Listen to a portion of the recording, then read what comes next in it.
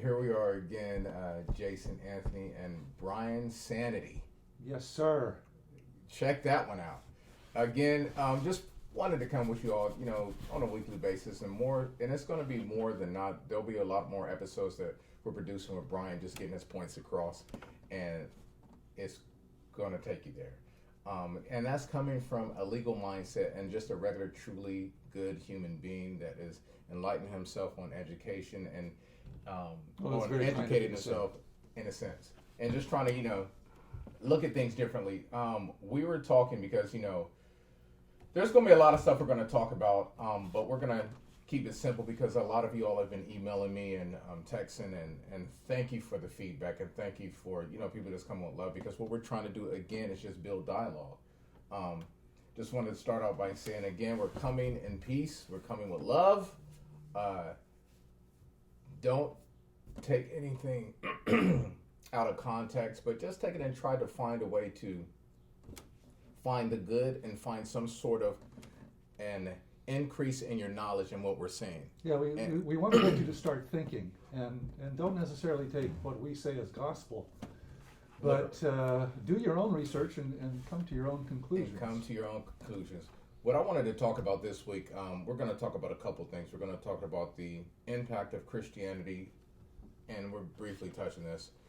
We're going to talk about Candace Owens and people similar to Candace Owens, and just pretty much we're going to talk about just like the whole, what happened lately. I think we just had a new gentleman who had just passed recently in Atlanta. And we'll go into examples and just how things are different. Like the Dylan Ruth, I believe the gentleman, he killed everyone at the at a church or something. At the church, yeah, and he was taken in safely. And the gentleman, and we'll talk about that in a second. So really, what I wanted to start by saying this. To all my Christian people, you all know I love me some God. We just need to hit a lot of different things, because I think a lot of times we as Christians or non-believers or believers, whatever the case may be, people tend to use Christianity as a veil, as some sort of a mask to keep them from watching what's in front of you. It's like I think I mentioned about how sometimes when you're watching a scary movie, there's a part that you may not want to see and you want to cringe and cover your face. With this pandemic, a lot of people were home. So all the stuff, when you hear things happening to African American or black and brown people, you tend to say, well, it doesn't really affect you. But this one you saw with your own eyes. You can't get away from it. It definitely happened. You can take whatever view you want from it. But at the end of the day, you saw it. You weren't able to run away or to block yourself from what you saw right in front of you with your own eyes, like you've seen numerous times. Because I thought with camera footage recording, things would eventually stop. Things would maybe get a little bit better. The dog in a park, Central Park 5, them poor guys did jail time and they didn't have any cameras. Actually, Trump wanted them to be executed. Yeah, but don't talk about our president in chief, that guy. It's his birthday today, I believe. I don't even know what day it is. People are leaving memes, but that's hilarious. So I just wanted to talk about more so the Christianity aspect, and a lot of stuff within Christianity.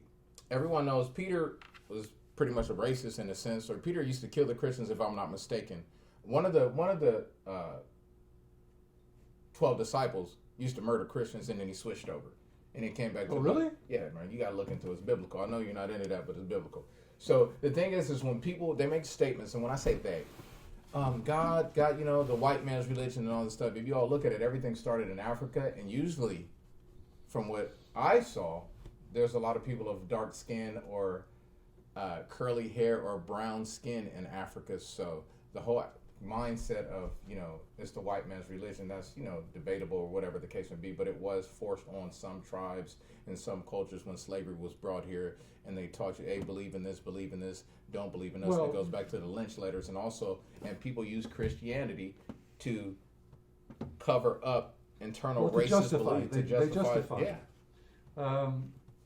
Going back to the origins a little bit, it was a Roman emperor, I think, that decided that he was going to adopt Christianity, and that was really what kicked it off. Kicked it all off. So that's why people view it as a white person's religion, I think, at that point. Because it went into the... It went into Italy. Italy Catholic, and that's where and the Roman Empire. It spread through the Roman Empire. So that's the Vatican and yes, popes and yes, and all that stuff when they were, putting babies that they got the nuns pregnant and all that.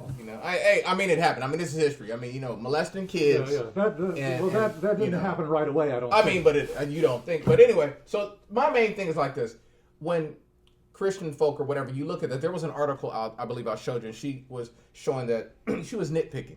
She was showing that Black Lives Matter is anti-Christian. Yes. And what people don't understand, you have a lot of people out there, they're smart and dumb at the same time. Because when you look at it, the movement, Black Lives Matter also. Now remember, Black Lives Matter too. Black Lives Matter also. To do a hashtag and you're nitpicking on little things, you're forgetting why people are upset. You're forgetting why people are mad because they're not being treated fairly. She was trying to make a distinction between the movement and the formalized organization of Black Lives Matter, and I think complaining about the founders of that particular organization being socialist or something like that, and then went off on that course and did a whole big article about socialism, which in this context makes absolutely no sense. Absolutely, but you have a lot of people. Hey, listen, they agree with me. Listen to this lady, and they're posting these things, and these are loving people, but they're just missing the mark. Well, they're looking for justification for their particular position, their particular beliefs, and they totally miss the point. Why are you making a humanistic movement, humanity, and making it political? I'm asking you, why would one do that? I think it's primarily to justify their own position, to make a political point, and to deflect the real thing that's going on. It kind of makes no sense to me, but some people are much more concerned with their own agenda than with fixing things. I guess that's probably it. So you said that more people are... Well, it's not that more people, but some people. Some people are more concerned with their own agenda than they are with the issue at hand and trying to improve society and make things better. And it kind of goes back, in my mind, to, we talked about this a little bit before, so many people are getting involved in the looting aspect of it that have nothing to do with the movement because they see something they can take advantage of for their own benefit, or they can besmirch someone else for their own benefit.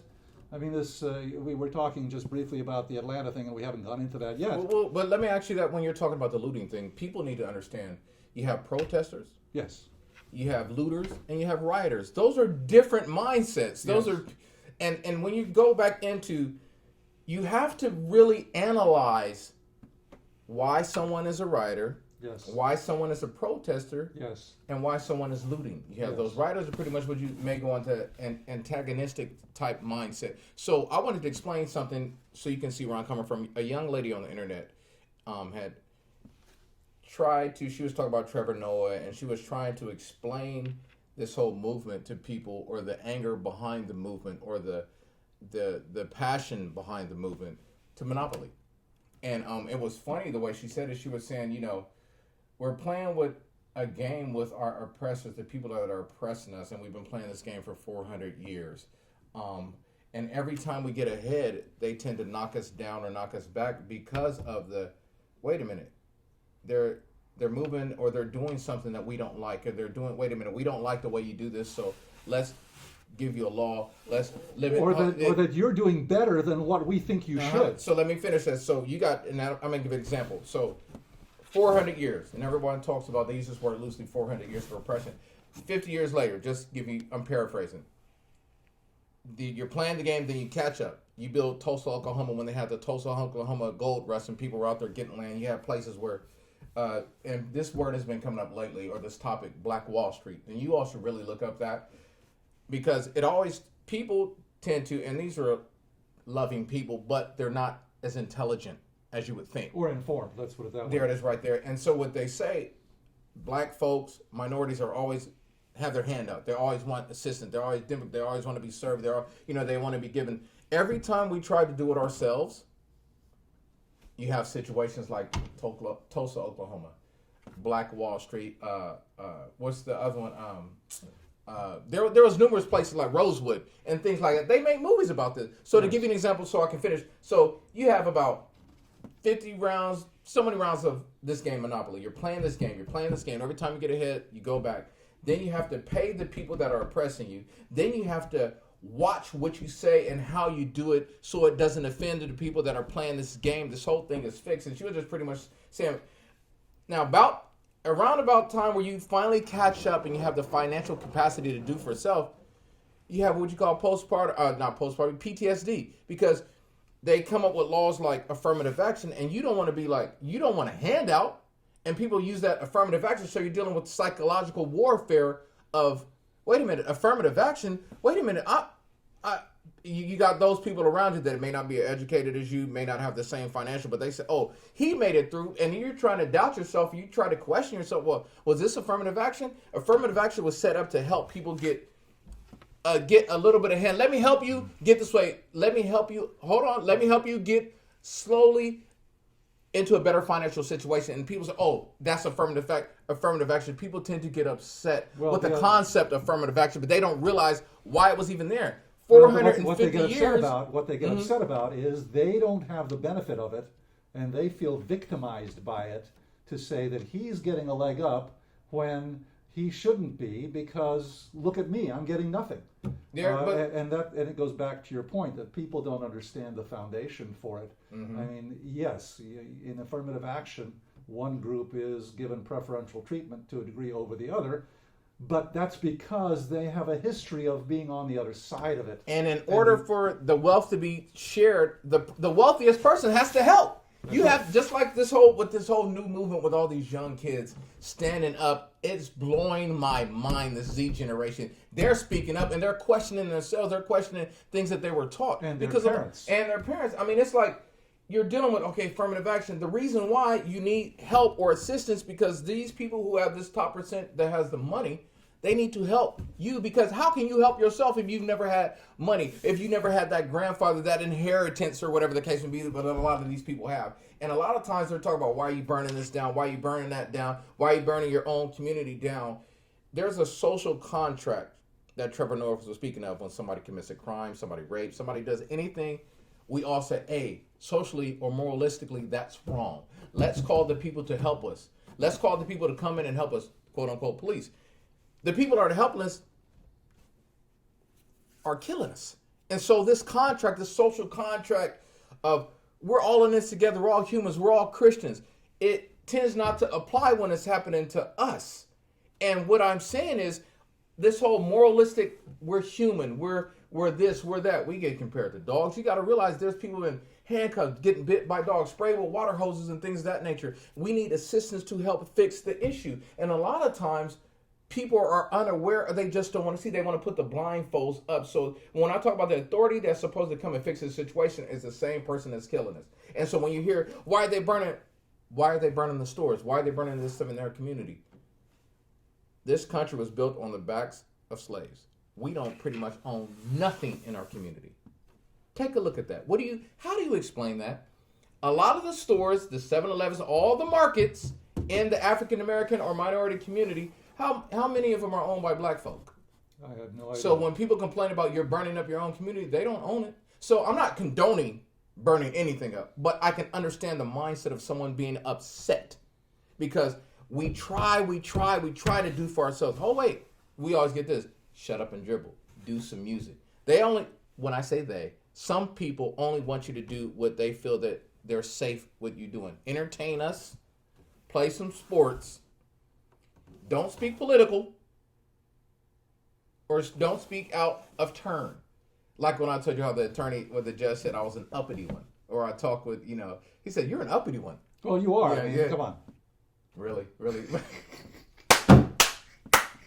The whole aspect of building wealth is important to me, because I wanted to hear from you why, because you already spoke about how the Christian believers, You said what was the word? You said they use it to their own advantage or Yeah, something. they like cherry that. pick. They cherry They pick the cherry pick. scriptures. Gotcha. So, what I wanted to talk in that aspect of cherry picking different things, people have to realize that we tend to get treated differently in front of the police. Now, you can say this latest incident where the guy was in a Wendy's drive-thru, drunk, pulled over, fell asleep, and we'll talk about that. But I showed videos, and I'll try to get the video to pop up with a young guy who was tased by the police, and the cops started running from him. Or the guys in PB in San Diego where we're at. They're naked, running after the police, but it's either non-lethal, they're using non-lethal force, or they're tasing, doing something other than killing the guy. And it's funny because even in people, you got to realize something. We're talking about Floyd. We're talking about these different people that are getting killed. In corporate America, I've been in it a long time. We may not get killed. They may try to destroy your character.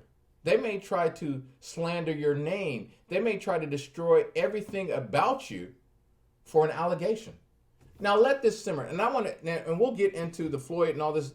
I mean, the gentleman in Atlanta and Candace Owens, but I want to give you an example. A black man can be accused of something. Let this simmer, people. Your career is ruined because of the allegation. We have to walk and tread a certain way. But we have a gentleman that I know of, multiple accusations of rape in minors, multiple accusations of sexual harassment, racially motivated loans, racially motivated real estate, or rental properties, or whatever the case would be. And he's our commander-in-chief now. Those are allegations. And he's the president. But you have and that's why I said you have regular people, regular minorities, that one allegation that's completely false. Your life is ruined because you have some black folks, like Harriet Tubman was talking about. She could have saved more slaves if they didn't realize that they were slaves, if they realized that they were slaves. So you have some black people saying, hey, he must have did something. He looks like the type. He did this, he did that. This goes into what I'm talking about. You have people like Candace Owens. There are some people out there, America, my Christian believers, some of the black folks have been ridiculed and abused when they were coming up. And you got to look at the history behind this. Candace Owens is using words like, you're trying to make Floyd a martyr. To my knowledge, a martyr, you get killed for your religious beliefs or something you're standing for.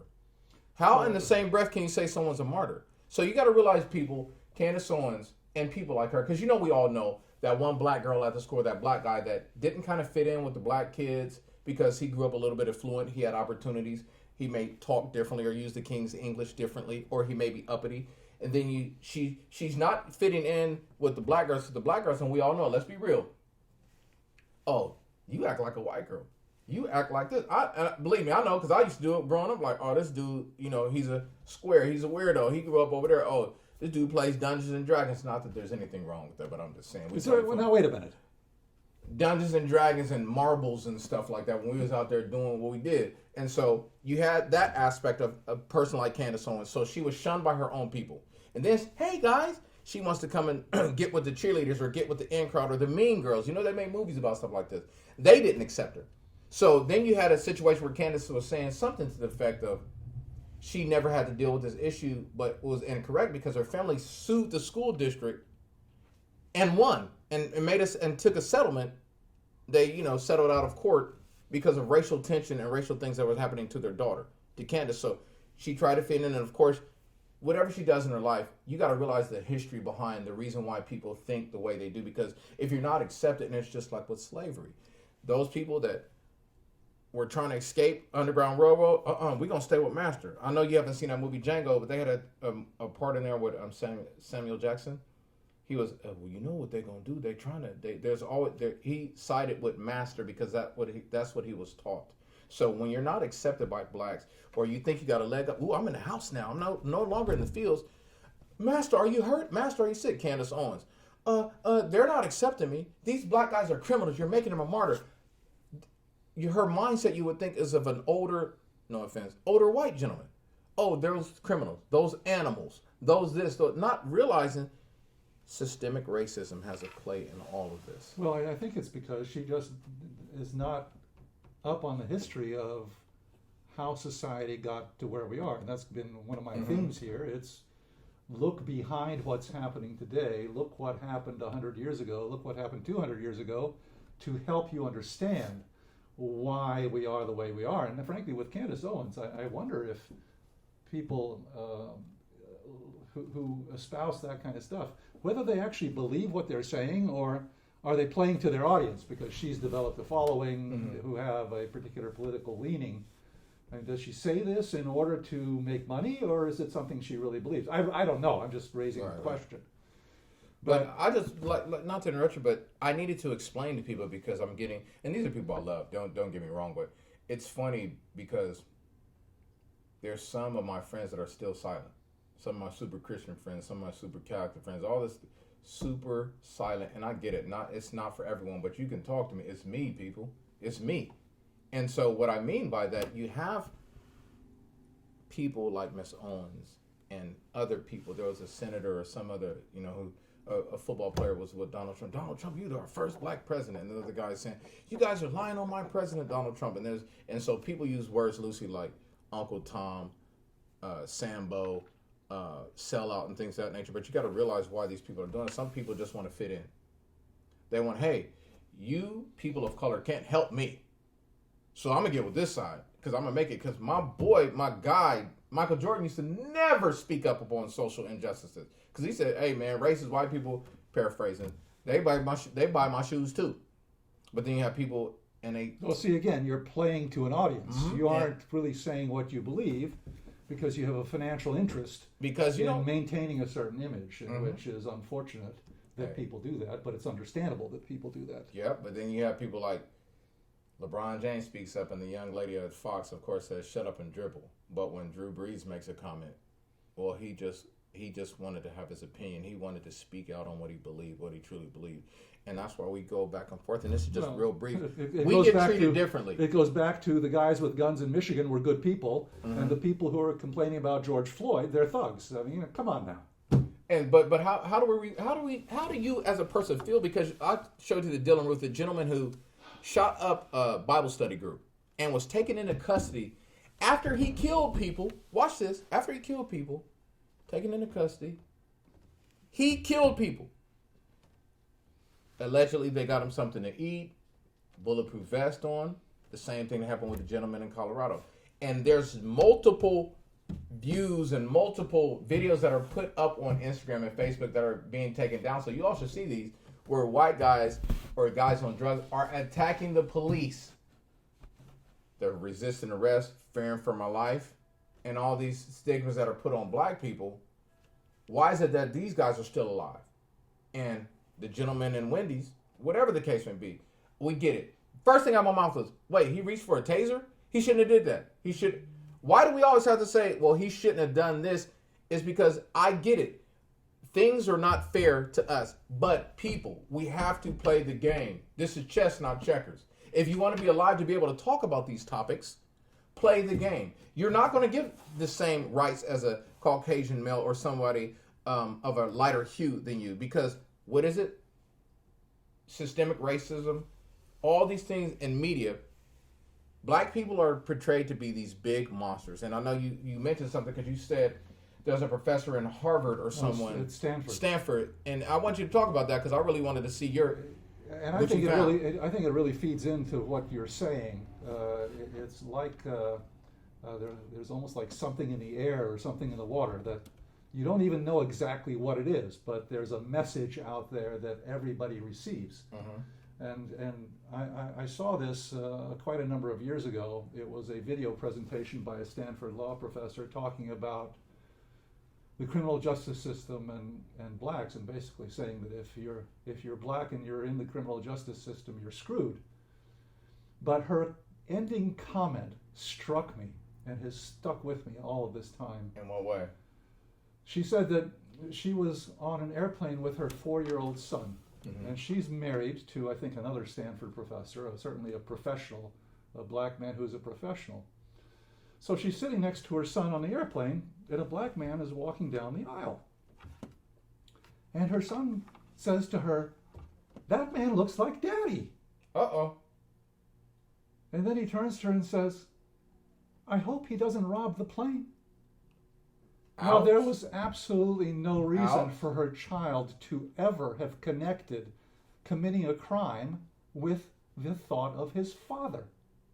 Where in the world did he get that at 4 years old? You want to look at some old cartoons? Remember when, how about this?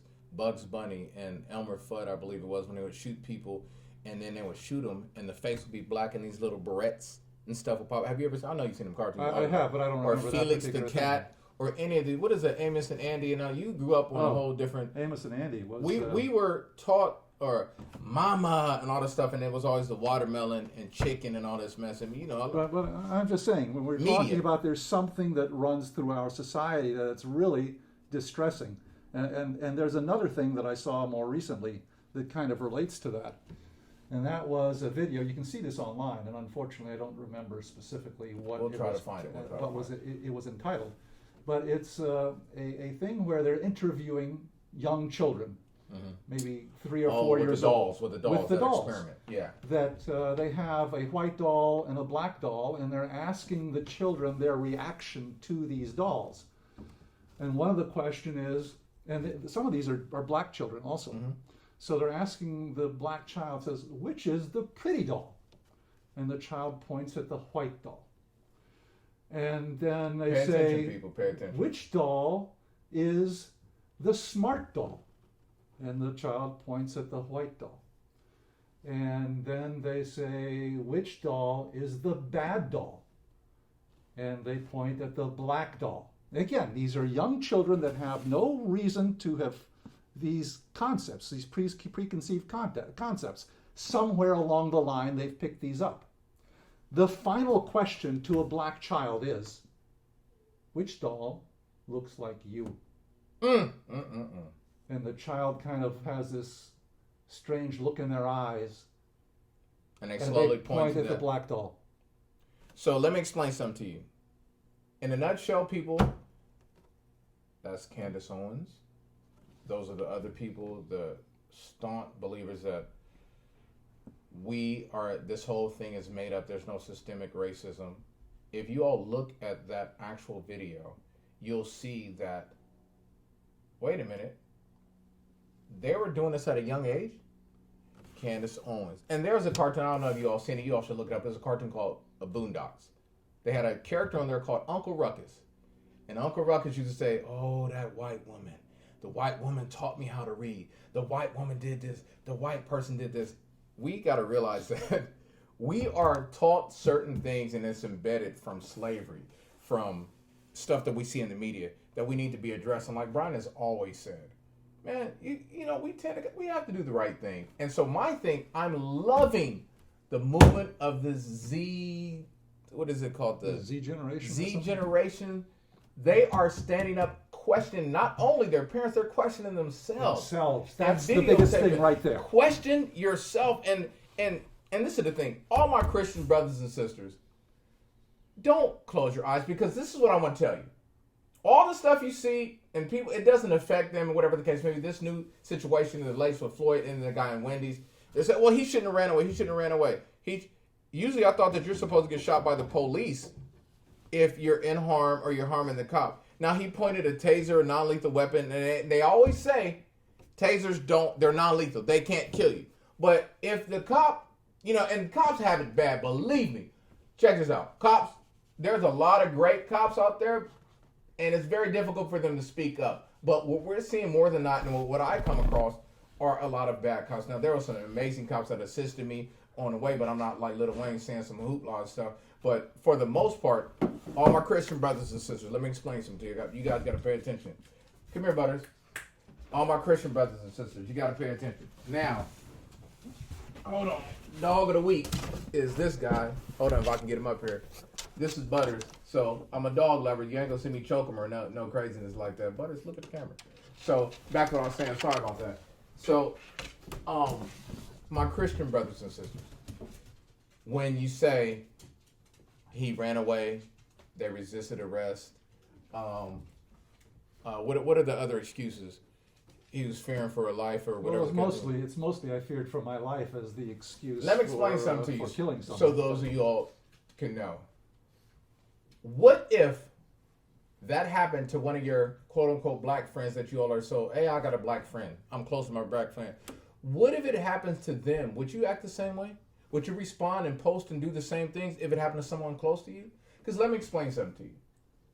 Racial profiling, false allegations, people trying to destroy your career, ruining your financial income or the opportunity to get an income.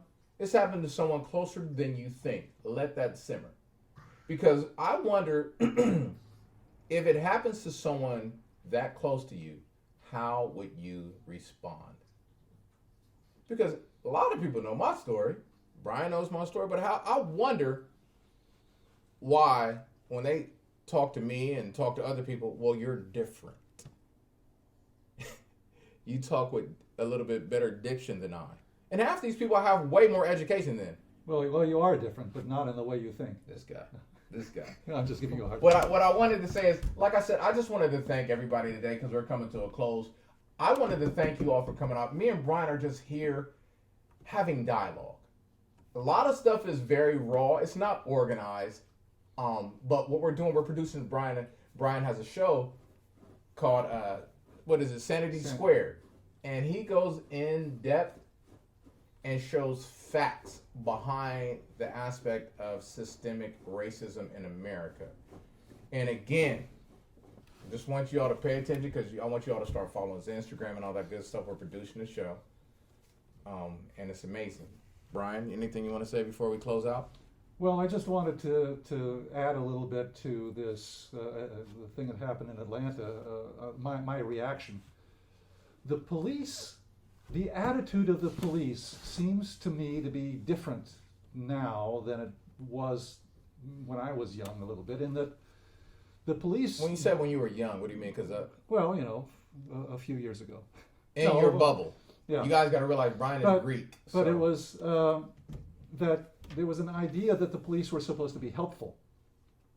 They're not. They don't seem to be helpful anymore. It's always confrontational. Like the incident with the gentleman in Atlanta. They had a very nice, cordial conversation for 30 minutes. I saw that. Before the policeman decided he was going to bring the guy in. He was going to put the man in handcuffs and take him in because he thought he could not drive. Now, I'm asking myself, the man offered to leave his car there and walk home. He did? Yes. That wasn't enough. Ooh. The policeman had to bring him in and charge him. Why couldn't he have said, you know what? We're going to leave your car here and we're going to drop you home because, frankly, if he lived close enough to walk, he couldn't have been that far away. Mm-hmm. Why don't they just let him get in the police car and drive the man home? Okay, let me play devil's advocate. Watch this. He lost his life or whatever. Maybe he thought he was going to lose his job or something. He lost his life. Lost his life off of a decision. So when you're looking at it, we as a culture, we're taught, conduct yourself a certain way. Well, but he did for a long time. Hold on. When the police come. Now, I'm telling you something. Conduct yourself a certain way when the cops come. Are you ever told that growing up? No. So not only did he at first conduct himself a certain way, but when those cuffs come on and they want you to be calm, mind you, he's having a conversation with this guy. And I'm going off of what you're just paraphrasing off. He's having a conversation. You said it was peaceful, non-threatening. No. He didn't have any weapons on him. No.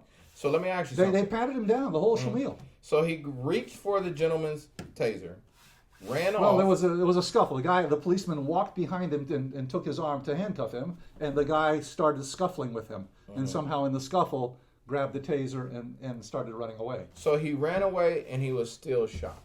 Yeah. Because he kind of turned and, I don't know, pointed or shot the taser or something. He didn't hit the policeman. But still running away, clearly not a threat. Let him. His car is right there. He has to come back at some point. The police could have impounded his car, but instead of just saying, let the guy go, he shot him. So I'm sorry that we're just a little bit over, but it's a beautiful thing. So like the example that I would try to point or try to post to y'all of the gentleman who was on drugs. And let me point out one last thing, and then we can close. Hold on one second. The cop ran away from the guy. No. The man ran away from the cop. No, and the one that I was talking Oh, about. sorry. The cop tased the white guy. He was, Yeah. on drugs, whatever the case may be. The cop gets nervous, freeze. Didn't shoot, but it starts running away from this guy. The policeman was The running police was away running from away the guy. White guy gets in his car, wrecks the cops, does all this damage, and they still didn't kill him. He's They in didn't jail kill him. now. Yeah. I just want to know, and again, this whole aspect of police, we're talking about it as an umbrella, just like when you all see the looters, the rioters, the protesters. Remember, just like we said, not all cops, not all protesters. Well, Please keep in mind. Now, Brian, go ahead. Well, I just want to close with this, talking about the protesters in the situation in Atlanta at the Wendy's. The video shows that it was a white woman that burned the Wendy's down. You kidding me? No. Boy, we got some allies. We got some allies now. Hey, to all you Caucasian people from the land of Caucasia, with the lack of melanin in your skin, we thank you for standing up and speaking up. We thank you for calling us every once in a while and just sending encouraging messages, sending scriptures, sending prayers, and even those who are too afraid to reach out. We thank you because I know some of y'all are in your rooms praying in your prayer closet, and those are for the religious people. Now, for the rest of the people that are non-religious, we thank y'all for just keeping it real. We thank y'all for just being solid. We thank you all for being front runners. We thank y'all for being catalysts for change. And again, signing off, Jason Anthony Crawford and Mr. Square over here, Sanity Square, Brian. We love you guys. We will see you all again. And just please just try to do the right thing. And just take what I said. Just listen.